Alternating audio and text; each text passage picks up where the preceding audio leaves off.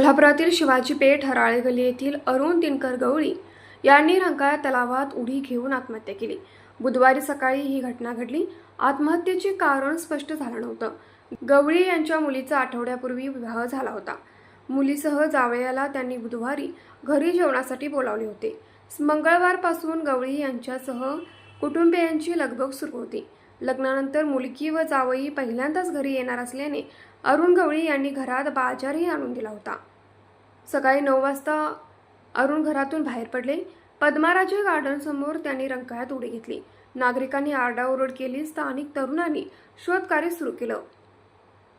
अग्निशमन दलाचे अमोल शिंदे, किसन पवार, शुभम कुंभार यांनी बोटीतून शोध घेतला। जवानांच्या अथक प्रयत्नानंतर अरुण गवळी बेशुद्ध अवस्थेत आढळून आले। त्यांना तात्काळ शासकीय रुग्णालयात दाखल करण्यात आलं, मात्र उपचारापूर्वीच त्यांचा मृत्यू झाला। जुना राजवाडा पोलीस ठाण्यात या घटनेची नोंद झाली आहे। या घटनेमुळे परिसरात हळहळ व्यक्त होते। न्यूज मराठी 24 कोल्हापूर।